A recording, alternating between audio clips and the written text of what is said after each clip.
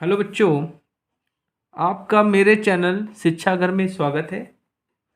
आज हम class 12th physics के chapter magnetic field due to electric current के चैप्टर के इम्पॉर्टेंट डेरिवेशंस डिस्कस करेंगे, क्योंकि आपके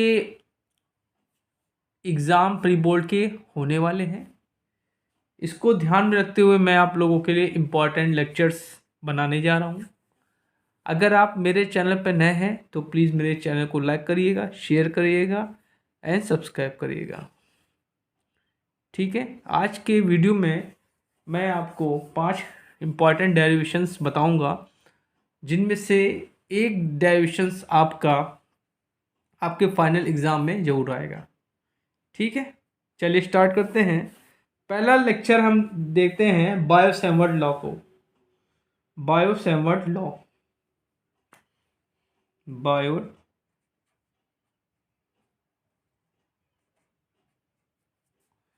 सेवर्ट लॉ।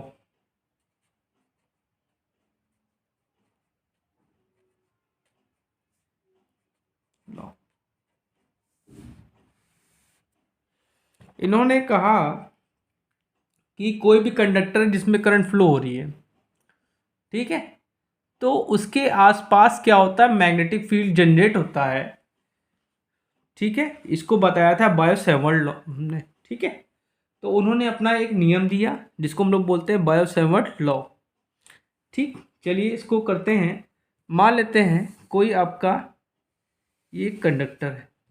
ठीक, ये आपका कोई एक्स वाई कंडक्टर है। इसमें करंट आई फ्लो हो रही है। इसमें करंट आई आपकी फ्लो हो रही है। और मान लेते हैं ये आपका क्या है, एक यहाँ पे करंट एलिमेंट मान लेते हैं। ये आपका क्या है, जिसकी लेंथ आपकी क्या है, डीएल है। और ये आइडियल एक करंट एलिमेंट मान लेते हैं। इस करंट एलिमेंट से आर डिस्टेंस पे कोई पॉइंट है। सपोज दैट ये पॉइंट हो गया पी। ये आर डिस्टेंस पे कोई पॉइंट पी है, वहाँ पे हमको मैग्नेटिक फील्ड निकालना है। अब ध्यान रखिएगा कि इस कंडक्टर का हर एलिमेंट अपना एक मैग्नेटिक फील्ड प्रोड्यूस करेगा। तो हम क्या करेंगे, एक छोटा सा एलिमेंट मान लेते हैं आइडियल, उसके द्वारा जो मैग्नेटिक फील्ड निकाल लेंगे और उसी मैग्नेटिक फील्ड को हम इंटीग्रेट करेंगे तो पूरे कंडक्टर का हमें मैग्नेटिक फील्ड मिल जाएगा। ठीक है, तो बायो सैवर्ट ने बताया था कि जो आपका यहाँ पे अब मैग्नेटिक फील्ड होगा वो कुछ पॉइंट्स पे डिपेंड करेगा। ठीक, अब ये मान लेते हैं ये एंगल आपका थीटा है।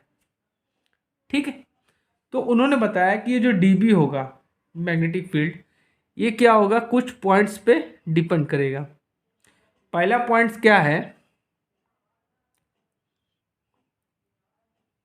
पहला पॉइंट उन्होंने बताया कि जो मैग्नेटिक फील्ड होगा डीबी, वो क्या होगा, इस कंडक्टर में जो करंट फ्लो हो रही है उसके डायरेक्टली प्रोपोर्शनल होगा। हमने बताया इसमें कौन सी करंट फ्लो हो रही है, आई करंट फ्लो हो रही है। ठीक, इक्वेशन फर्स्ट मान लेते हैं। अब दूसरा इन्होंने ये बताया कि जो मैग्नेटिक फील्ड होगा वो क्या होगा, इस जो आपने क्या माना है, एलिमेंट माना है, उसकी लेंथ के डायरेक्टली प्रोपोर्शनल होगा। मतलब d B is directly proportional to d l के होगा। इसकी लेंथ हमने मानी है डी एल, मैंने आपको बताया। दिस इज इक्वेशन सेकंड हो गई आपकी। अब उन्होंने ये भी बताया कि जो यहाँ पे मैग्नेटिक फील्ड जनरेट होगा वो क्या होगा, साइन थीटा के डायरेक्टली प्रोपोर्शनल होगा।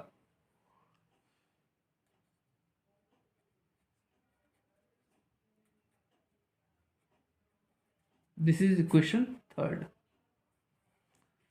और फोर्थ पॉइंट उन्होंने ये बताया कि जो मैग्नेटिक फील्ड होगा वो क्या होगा,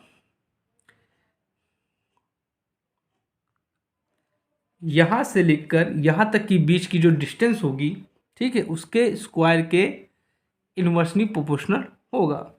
it means d B is inversely proportional to, अब इनके बीच में जो डिस्टेंस हमने क्या मानी है, आर मानी है। आप आर मान सकते हैं, ए मान सकते हैं, कुछ भी मान सकते हैं, डिस्टेंस आपकी होनी चाहिए। तो ये हो गया आपका r square. This is equation first, equation आपकी 4। अब क्या करेंगे, इन सब रिलेशंस को एक में कंबाइन कर देंगे। तो लिखेंगे from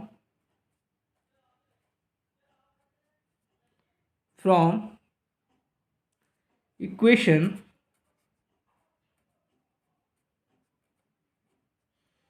first, second, third and fourth. So हम लोग को क्या मिलेगा, D B is directly proportional to I D L sine theta by are square. अब बच्चों आपको पता होगा कि जब हम डायरेक्टली प्रोपोर्शनल का साइन हटाते हैं तो कोई ना कोई कांस्टेंट लगाते हैं। तो एक्सपेरिमेंट्स के आधार पर यहाँ पे मान लेते हैं, यहाँ पे कर लेते हैं, इसको हटा ले तो लिख लेते हैं के लिख लिया हमने, k I D L sine theta by are square हो गया। अब बाय द एक्सपेरिमेंट्स निकाला गया कि जो के की वैल्यू होती है ये होती है म्यू नॉट अपॉन 4 पाई, और इसकी वैल्यू जो होती है बच्चों, इसकी वैल्यू होती है आपकी 4 इंटू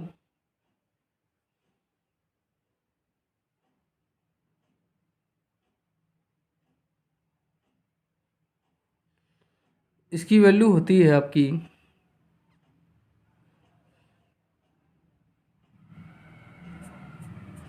इसकी वैल्यू होती है 10⁻⁻⁷। इसकी वैल्यू होती है 10⁻⁻⁷।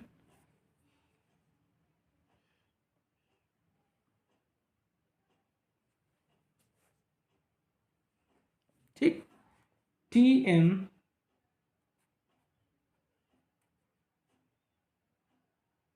पर एम्पियर।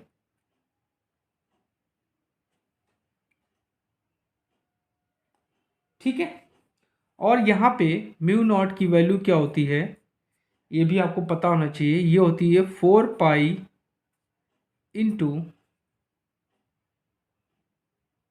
10⁻⁻⁷ टी एम पर एम्पियर। ठीक है, तो यहाँ पे क्या करेंगे हम, इसकी वैल्यू के की वैल्यू यहाँ रख देंगे। तो d B is in equal to 4 pi upon mu not upon 4 pi I D L sine theta by are square. This is known as Biot Savart law. ये एक्सप्रेशन आप लोग को याद रखना पड़ेगा क्योंकि इस एक्सप्रेशन का यूज़ अभी आगे चल के सारे डेरिवेशन में यूज़ होगा। अगर इसकी वेक्टर फॉर्म की बात करें, ठीक है, तो वेक्टर फॉर्म में, इन वेक्टर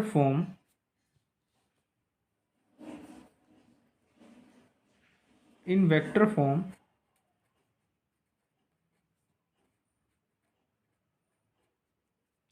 इसको रिप्रेजेंट करेंगे d b mu not upon 4 pi I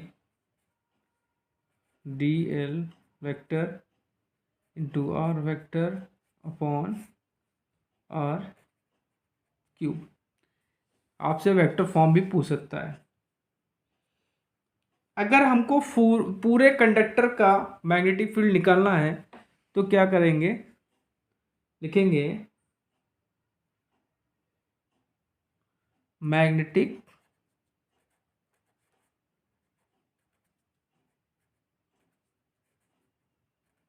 field due to whole conductor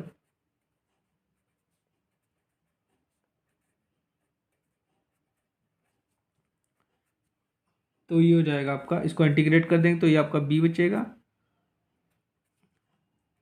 integration D B. ठीक है,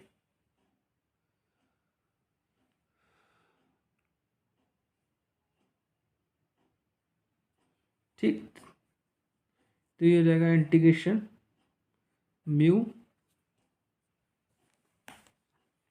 mu naught upon 4 pi integration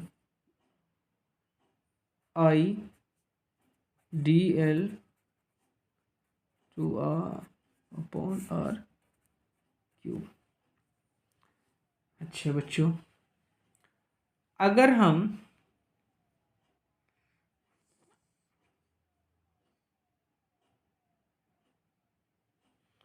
mu not की यूनिट की बात करें तो इसकी यूनिट और होती है, क्या होती है, न्यूटन पर एम्पियर स्क्वायर।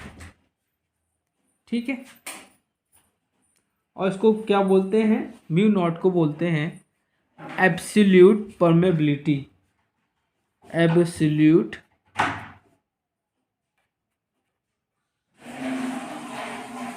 परमेबिलिटी।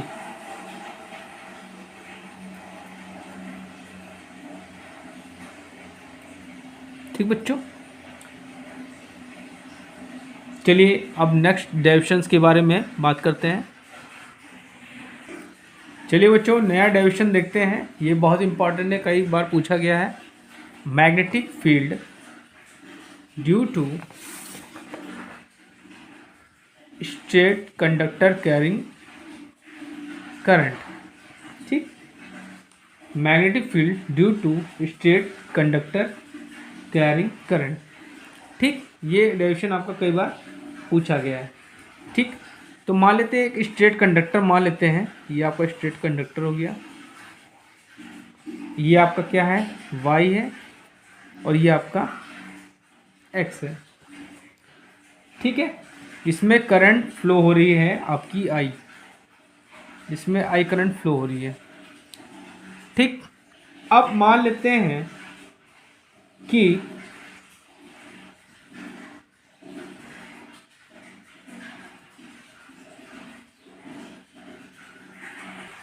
अब मान लेते हैं यहाँ पे कोई पॉइंट है P, यहाँ पे हमको मैग्नेटिक फील्ड ज्ञात करनी है। ठीक है, मतलब निकालनी है। तो अब हम क्या करेंगे कि यहाँ से डिस्टेंस मान लेते हैं हम, इसको हम लोग डाल देते हैं Q। ये क्या है, परपेंडिकुलर है, ये क्या है, परपेंडिकुलर है, और जो इसकी डिस्टेंस है वो A है। ठीक, अब मान लेते हैं कोई ये आपका करंट एलिमेंट है ये। ठीक है, कोई करंट एलिमेंट है जिसकी लेंथ क्या है आपकी, dl है, और ये करंट एलिमेंट आइडियल हो गया। ये यहाँ से इसके बीच में जो एंगल बनता है ये बनता है आपका थीटा। ठीक, और ये डिस्टेंस आपकी है r, और ये एंगल आपका क्या है, फाई है। ठीक बच्चों, अच्छा अब क्या है,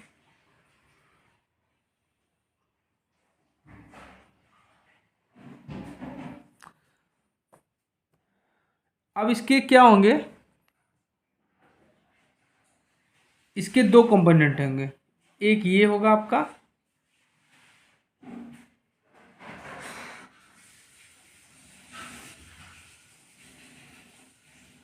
और एक आपका ये कंपोनेंट होगा।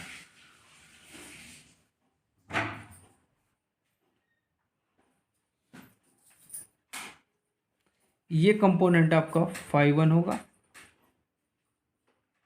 सॉरी इसको बोलते हैं फाई टू, और ये जो पूरा होगा ये होगा आपका फाई वन होगा। ठीक बच्चों, इतना समझ में आया आपको? इसको लेंथ हम मान लेते हैं एल है, ये लेंथ इसकी मान लेते हैं, जो एलिमेंट है इसकी लेंथ मान लेते हैं आई एल मान लेते हैं। ठीक, इतना समझ में आया आपको बच्चों? अब देखिए क्या करेंगे कि बाय द बायो सैमवर्ट लॉ यहाँ पे जो मैग्नेटिक फील्ड होगा वो क्या होगा, dv is in equal to mu not 4 pi I D L sine theta by are square. This is equation first. ठीक है, अच्छा अब क्या करेंगे बच्चों, हम इस ट्रायंगल में लेते हैं, ये आपका क्या है 90 डिग्री हो गया। ठीक, अब इस ट्रायंगल में हम लेते हैं तो लिखेंगे in triangle, in right triangle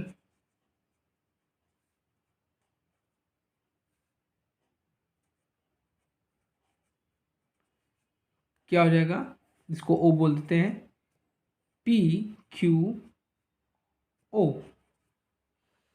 तो देखिए इसमें क्या होगा बच्चों कि अगर हम, अब देखिए ये एंगल इस ट्रायंगल में देख रहे हैं तो ये एंगल क्या हो जाएगा, ये 90 है, ये थीटा, ये फाई है, तो क्या हो जाएगा theta plus 90 plus phi is equal to क्या होगा 180 होगा बच्चों। ठीक, अब यहाँ से अगर हम थीटा प्लस फाई निकालें तो ये हो जाएगा 180 माइनस 90, इट मीन्स ये 90 हो जाएगा। ठीक, अब बच्चों क्या होगा, अगर हम ये theta plus phi is equal to 90, तो हम थीटा इज इक्वल टू क्या कह सकते हैं 90 माइनस फाइव कह सकते हैं ना बच्चों, कोई दिक्कत तो नहीं। अब हम क्या करेंगे, दोनों तरफ हम साइन ले लेंगे, तो taking sine in both side, तो क्या हो जाएगा साइन थीटा, ये हो जाएगा साइन 90 माइनस फाइव। ठीक बच्चों, अब देखिए sine 90 minus theta is equal to क्या होता है कॉस थीटा होता है, तो ये आपका क्या हो जाएगा sine theta is equal to cos phi, sine theta is equal to cos phi. अब इसमें देखिए यहाँ पे देखिए अगर हम इसमें कॉस फाइव लगा दें,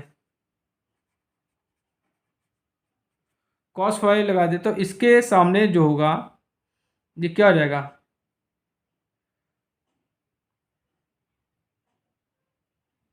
इसके सामने परपेंडिकुलर हो जाएगा, और ये क्या हो जाएगा आपका बेस हो जाएगा। ठीक, तो ये बेस हो जाएगा और ये हाइपोटेन्यूज हो जाएगा। ठीक, तो ये हो जाएगा आपका आर हो जाएगा।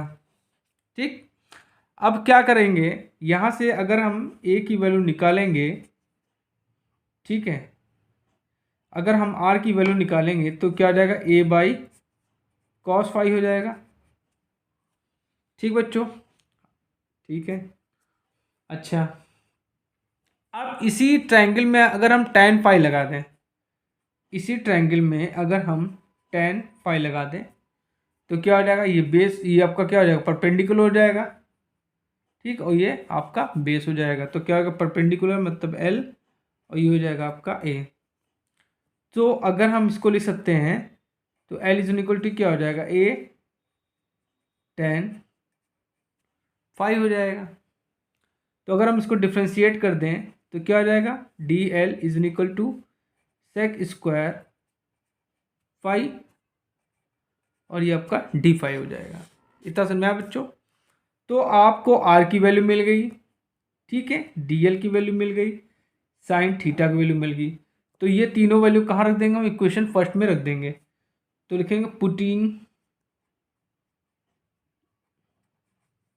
दी values of sine theta r and d l in equation first. ठीक भाई बच्चों, मैं आपको सिंपल मेथड बता रहा हूँ, अगर आप बुक के मेथड से पढ़ेंगे तो बहुत कंफ्यूज हो जाएंगे। ठीक है, अब क्या करेंगे, ये वैल्यू सब उठा के हम इक्वेशन फर्स्ट में रखेंगे तो क्या हो जाएगा डी बी। चलिए पहले बायो सैम्बल्ड लॉ का फॉर्मूला लिख लेते हैं, जो यहाँ पे मैग्नेटिक फील्ड होगी mu not upon 4 pi I D L sine theta upon are square. तो चलिए स्टेप बाय स्टेप सबकी वैल्यू रखते हैं। म्यू नॉट 4 पाई आई ऐसा ही रहेगा। ठीक, डी एल की वैल्यू क्या निकाली है, ये देखिए A sec square phi D phi. Sine theta की वैल्यू आपने क्या निकाली है, यहाँ देखिए कॉस फाई, यहाँ रखिए कॉस फाई अपॉन आर की वैल्यू आपने ये निकाली है ए अपॉन कॉस फाई, तो ये जाएगा आपका ए स्क्वायर और ये आपका आ जाएगा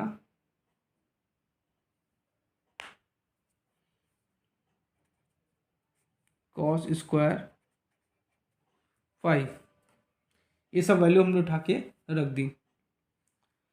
तो बच्चों अब क्या होगा कि इसको जब सॉल्व करेंगे, सिंप्लीफाई करेंगे, तो mu not upon 4 pi I sec, इसको हम क्या लिख सकते हैं 1 upon cos square phi D phi, ये फाई ऊपर चला आएगा तो कॉस फाई इंटू उलट इंटू में चला आएगा cos square phi upon a square, ये और ये कैंसिल हो गया बच्चों। ठीक, इससे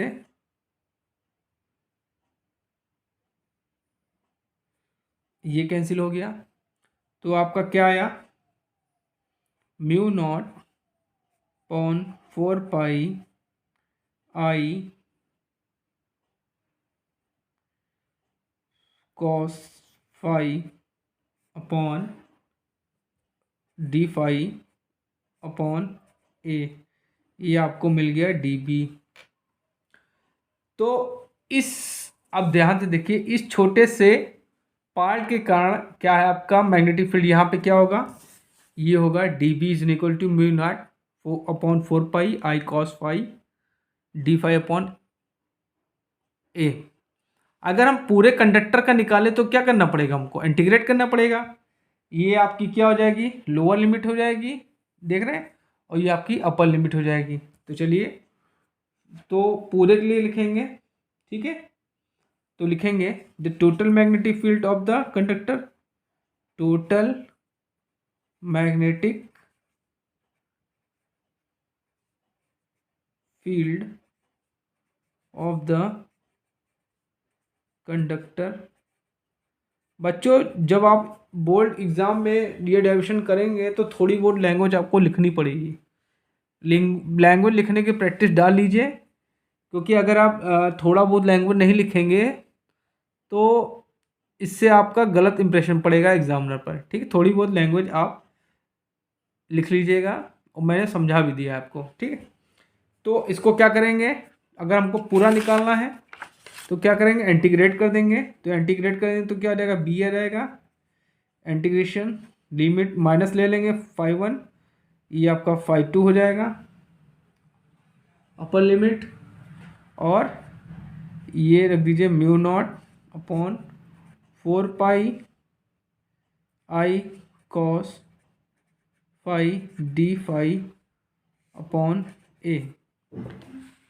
अब क्या हो जाएगा बच्चों, ये टर्म जो होगा ये सब कांस्टेंट रहेगा, तो इसको लिख लेंगे mu naught upon 4 pi I upon a integration minus का 5 1, ये 5 2 और कॉस 5 डी 5। तो जब cos फाई को हम लोग इंटीग्रेट करते हैं बच्चों, तो आपका sin फाई आएगा। तो जब इसको वैल्यू रख देंगे, सॉल्व करेंगे, तो mu not upon 4 pi I upon ए, जब इसको लिमिट रख देंगे तो आपका आंसर क्या आ जाएगा बच्चों, sine phi one plus sine phi two. तो ये आपका मैग्नेटिक फील्ड होगा। मतलब इस कंडक्टर के द्वारा इतना मैग्नेटिक फील्ड जो होगा, पूरे कंडक्टर के द्वारा कितना मैग्नेटिक फील्ड होगा, इतना मैग्नेटिक फील्ड प्रोड्यूस होगा। और ये बच्चों आपका बहुत इंपॉर्टेंट डेरिवेशन है, आप इसको प्रैक्टिस कर लीजिएगा, क्योंकि ये डेरिवेशन आपका एग्ज़ाम में पूछा जा सकता है। चलिए अगला डेरिवेशन हम देखते हैं। चलिए बच्चों नया डेरिवेशन देखते हैं, बहुत इंपॉर्टेंट है ये भी क्वेश्चन। ये भी डेरिवेशन आपका कई बार पूछा गया है आपके एग्ज़ाम में। ठीक है बच्चों, ये डेरिवेशन आपका यूपी बोर्ड में 2004 में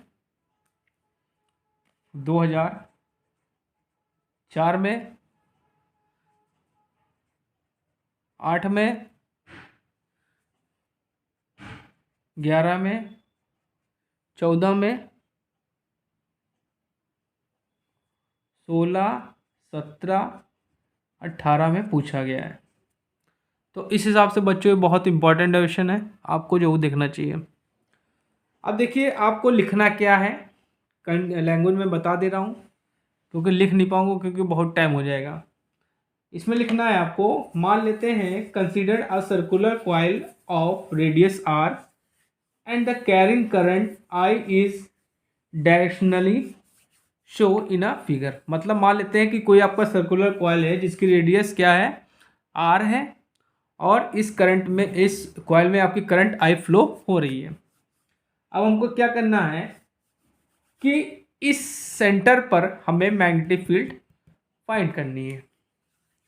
ठीक है, और इस जो आपका हमने मान लिया कोई एलिमेंट है, ये करंट एलिमेंट है जिसके द्वारा हमें इस सेंटर पे मैग्नेटिक फील्ड फाइंड करनी है। ये लैंग्वेज तो आपको लिखना ही पड़ेगा, इतना तो आपको लिखना पड़ेगा। फिर अकॉर्डिंग टू बायो-सैवर्ट लॉ, यहाँ पे जो आपका मैग्नेटिक फील्ड होगा वो क्या होगा, अकॉर्डिंग टू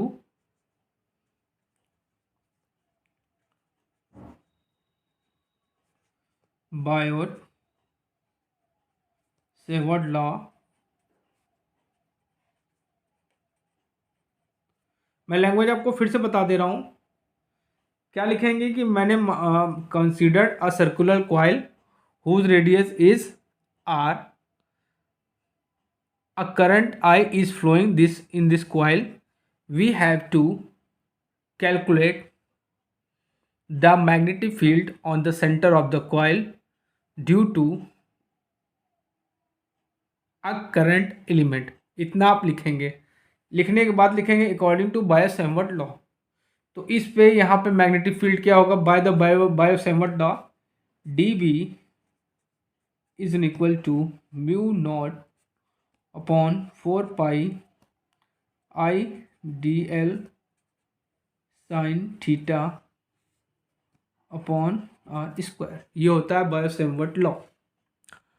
अब बच्चों क्या होता है कि इनके इस एलिमेंट और सेंटर के बीच में जो एंगल होता है वो क्या होता है, 90 डिग्री होता है।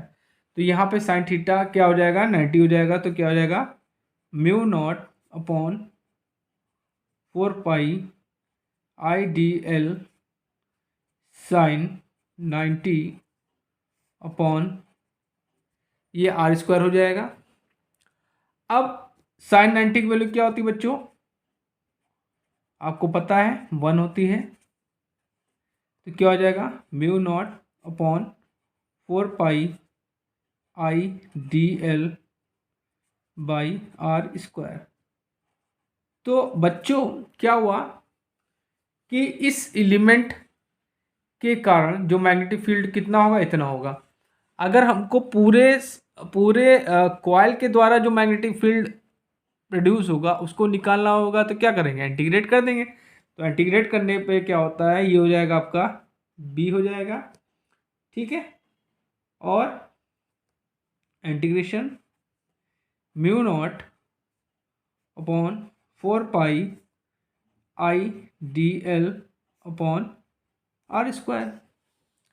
अब देखिए क्या करेंगे कि mu not upon 4 pi are square I ऐसे बना लीजिए इंटीग्रेशन डी एल।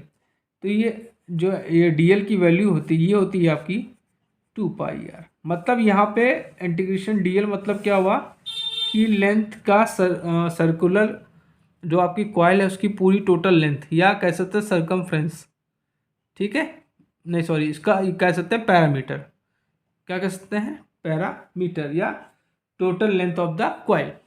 ठीक, तो इसकी वैल्यू क्या होती है 2 पाई आर। तो यहाँ रखेंगे म्यू नॉट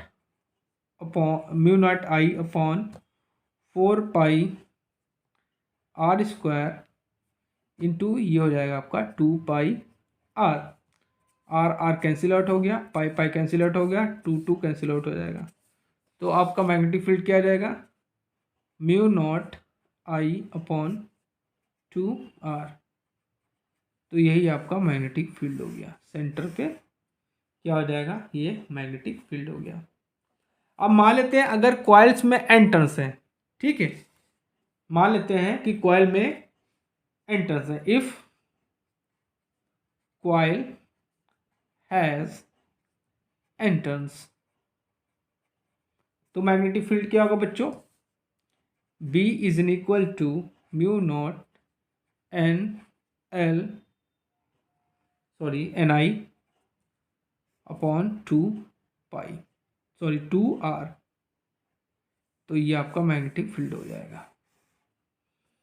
चलिए अब अगला डेरिवेशन देखते हैं, बहुत इंपॉर्टेंट है। सोलोनाइड पे हमको मैग्नेटिक फील्ड निकालना है, इनसाइड सोलोनाइड के इनसाइड में मैग्नेटिक फील्ड निकालना है। ये भी डेरिवेशन बहुत इंपॉर्टेंट है, कई एग्जाम में पूछा गया है। ठीक है, चलिए देखते हैं।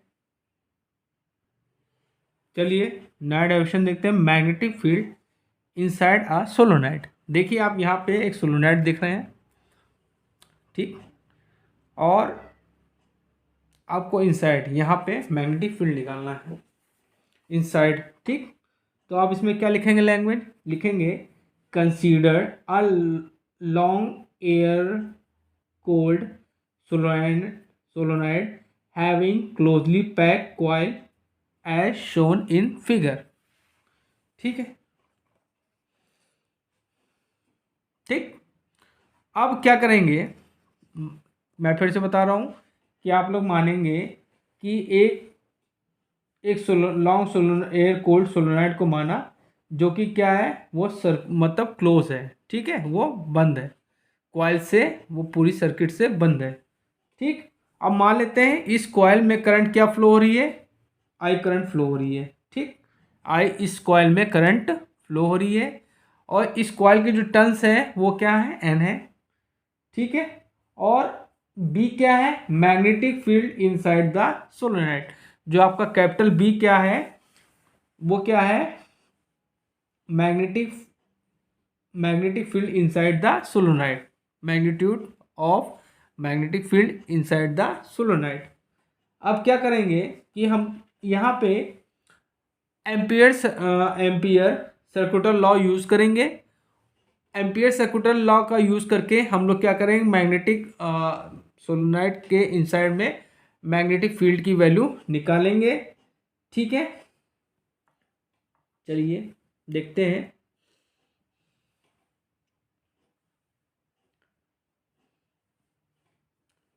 अब हम क्या करते हैं कि हमको जब मैग्नेटिक फील्ड निकालना है इनसाइड, तो हम लोग क्या करते हैं एक रेक्टेंगुलर क्लोज पाथ चुनते हैं, क्या PQRSP,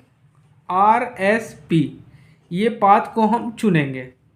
इसी को पाथ का यूज़ करके हम लोग क्या करेंगे मैग्नेटिक फील्ड निकालेंगे। ठीक है, तो इसका जो लाइन इंटीग्रल होगा, ठीक है, इस टोटल पाथ का लाइन इंटीग्रल जो होगा वो क्या होगा, जो लाइन इंटीग्रल होगा इस टोटल पाथ का,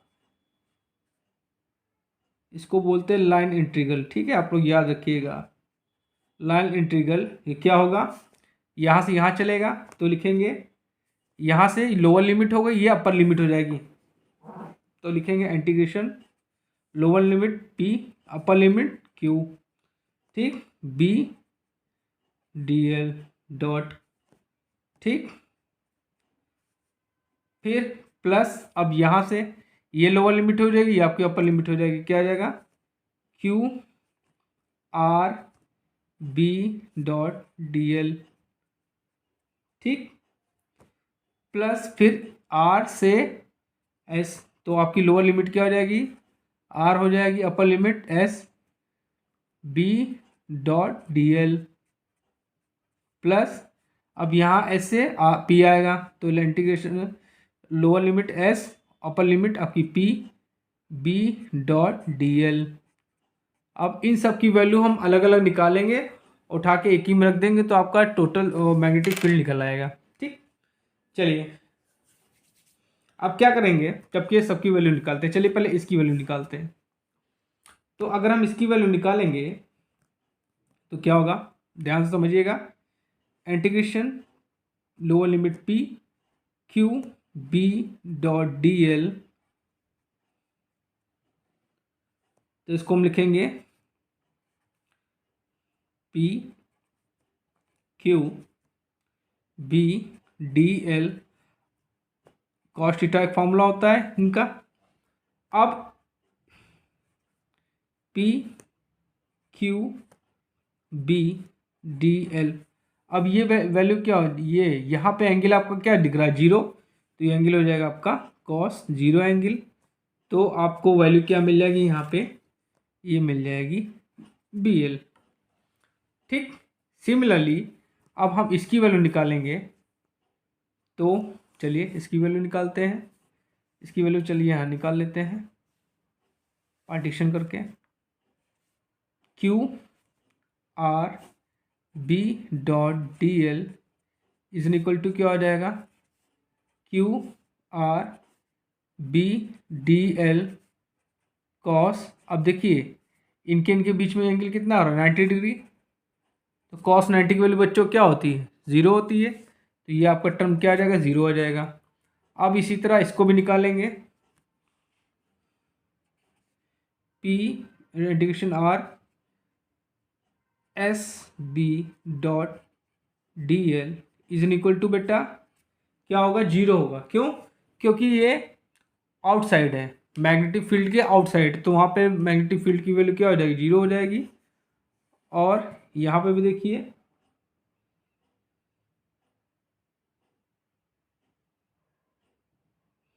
और यहाँ पे भी क्या हो जाएगा, एस पी है, ठीक है, S P,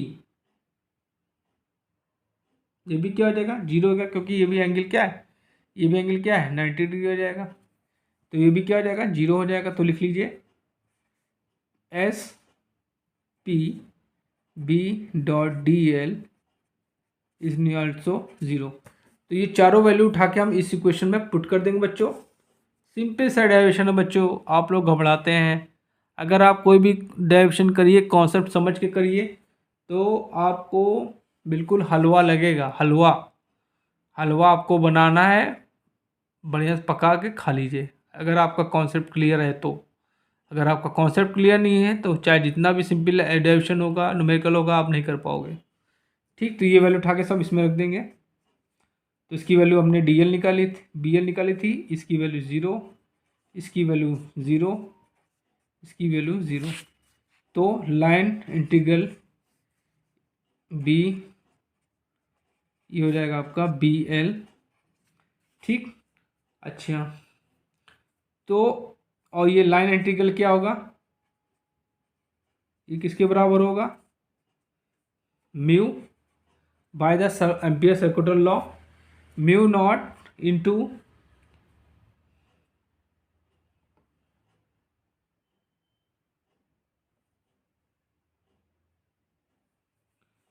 N into L into I, ठीक। अब ये दोनों वैल्यू क्या करेंगे, बराबर रख देंगे, तो B L is equal to mu naught N L into I, तो एल एल कैंसिल आउट हो जाएगा, तो बी इज इक्वल टू क्या हो जाएगा आपका mu naught N into I. तो ये इनसाइड में मैग्नेटिक फील्ड क्या होगा आपका, यही होगा सोलोनॉइड में। ठीक, आई होप बच्चों आपको ये डेरिवेशन समझ में आया होगा। चलिए एक लास्ट डेरिवेशन देखते हैं जो कि बहुत इंपॉर्टेंट है, वो भी क्वेश्चन आपसे पूछा गया है। उसमें क्या है कि दो कंडक्टर्स हैं स्ट्रेट, उनको खड़ा कर दिया गया है, एक दूसरे के पैरेलल कर दिया गया है, तो मैग्नेटिक फील्ड क्या होगी। चलिए देखते हैं, उसको भी देख लेते हैं। चलिए बच्चों लास्ट डेरिवेशन देखते हैं, बहुत इंपॉर्टेंट है। The force between two parallel conductors carrying current. ठीक है, मतलब दो कंडक्टर के बीच में हम फोर्स निकालेंगे। ठीक है, अब देखिए क्या है, मान लेते हैं कि दो आपके कंडक्टर हैं, दोनों की कंडीशन अलग अलग है, कंडीशन एक है, कंडीशन दो है। ध्यान से समझिएगा, ये बहुत इंपॉर्टेंट डेरिवेशन क्वेश्चन है, डेरिवेशन ये पूछा गया है। ठीक, तो मान लेते हैं कि दो two infinitely long straight parallel conductor, मान लेते हैं कि दो कंडक्टर हैं जो क्या है, इनफाइनाइट है, स्ट्रेट और सीधे और इनफाइनाइट है, ये एक्स है और एक वाई है। ठीक, ठीक है, इसमें करंट, पहली कंडीशन इसमें देख लेते हैं, इसमें I1 करंट फ्लो हो रही है, इसमें I2 करंट फ्लो हो रही है। ठीक, अब इसमें क्या है कि इस y कंडक्टर को, इस y कंडक्टर को इस कंडक्टर की मैग्नेटिक फील्ड में रख दिया गया है। ठीक है, क्या कर दिया गया है,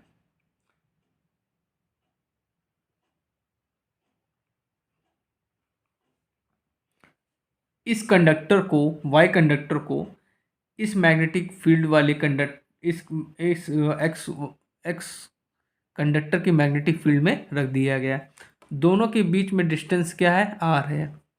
ठीक, अब क्या होगा कि जिसके कारण फिर क्या होगा, इस y कंडक्टर पे क्या होगा, एक फोर्स लगेगा, इस एफ वाई जो लिखा है ये, इस पे एक फोर्स लगेगा। ठीक है, एफ वाई जो है इस पे एक फोर्स लगेगा। ठीक, तो अगर हम इस मैग्नेटिक फील्ड की वैल्यू निकालें, इस मैग्नेटिक फील्ड की वैल्यू निकालें तो क्या होगी, B X is equal to mu naught, I होता है लेकिन यहाँ पे क्या हो जाएगी, I1 हो जाएगा, और 2 पाई, और इनके बीच की डिस्टेंस को आर ले लेंगे। इतना समझ में आया बच्चों, ये जो x के द्वारा मैग्नेटिक फील्ड प्रोड्यूस हो रहा है, इसकी वैल्यू क्या होगी, mu naught I1 upon 2 pi r होगी।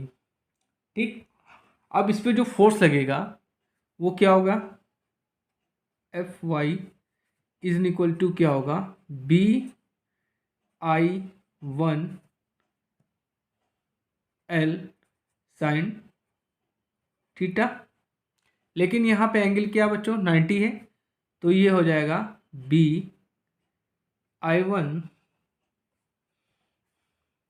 एल, और B I1L मतलब B क्या है आपका, या BX है, तो इसको लिख लेंगे हम लोग BX I1 और L। अब BX की वैल्यू यहाँ से ले लेंगे हम लोग बच्चों, तो क्या हो जाएगा, म्यू नॉट, ये बेटा I2 होगा बच्चों, ये क्या होगा, I2 होगा। ठीक है, ये आपका क्या होगा, I2 होगा। तो B mu naught I1 upon 2 pi r I2 into l. तो जो इस पर फोर्स लगेगा बच्चों एफ वाई, वो क्या होगा, mu naught I1 I2 l upon 2 pi r, या कह सकते हैं कि F y upon l is equal to mu naught l I1 I2 upon 2 pi r, ये आपका फोर्स लगेगा। अब दूसरी कंडीशन क्या है बच्चों, दूसरी कंडीशन ये है कि x को y वाले मैग्नेटिक फील्ड में रख दिया गया। अब क्या करेंगे, x को y की मैग्नेटिक फील्ड में रख देंगे, उस कंडीशन में क्या होगा, सिमिलरली लिखेंगे, सिमिलरली द फोर्स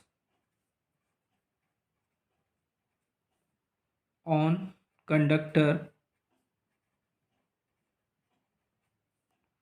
एक्स क्या हो जाएगा, ये हो जाएगा आपका इसी तरह F x upon l mu not upon 2 pi r I1 into I2 upon, ठीक, यही होगा आपका। और ये दोनों फोर्स क्या होंगे बच्चों, आपस में बराबर होंगे। कहिए तो मैं इसको सॉल्व करके मैं फिर से दिखा देता हूँ कैसे आएगा। चलिए अब हम निकालेंगे इस पे मैग्नेटिक फील्ड बी वाई की वैल्यू निकालेंगे। यहाँ पे जो मैग्नेटिक फील्ड जनरेट होगी वाई के द्वारा, तो उसकी वैल्यू क्या होगी, चलिए इसको मैं ला के दिखा देता हूँ। बी वाई की वैल्यू क्या होगी बच्चों, ये होगी आपकी mu naught I2 upon 2 pi r होगी। अब इस पे जो फोर्स लग रहा होगा वो क्या होगा, एफ एक्स होगा। F x is equal to क्या होगा, बी वाई I1 इसकी करंट के द्वारा, और ये होगा आपका एल होगा। ठीक बच्चों, अब क्या करेंगे, बी वाई की वैल्यू यहाँ से रख देंगे, तो mu not upon 2 pi r I2 I1 हो गया एल। ठीक, तो अगर हम यहाँ से निकालेंगे तो एफ एक्स अपॉन ये हो जाएगा एल इज इक्वल टू हो जाएगा mu naught 2 pi r I1 into I2 is equal to क्या हो जाएगा आपका एफ वाई।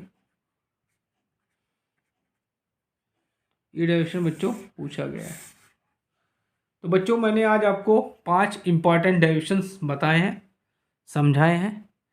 इन डेरिवेशंस को आप समझिएगा और हो सके तो अपने नोट्स की कॉपी में लिख लीजिएगा। इससे सिंपल मेथड आपको कहीं नहीं मिलेगा। अगर आपको कोई दिक्कत होती है तो आप कमेंट में ज़रूर बताइएगा, मैं आपको फिर से ये वीडियो समझा दूंगा और नया मॉडिफाई करके बता दूंगा। और अगर आप मेरे चैनल पर नए हैं तो प्लीज़ मेरे चैनल को लाइक करिए, शेयर करिए एंड सब्सक्राइब करिए, जिससे मैं आप लोगों के लिए और अच्छे अच्छे वीडियोस बनाता रहूं। ठीक, थैंक यू।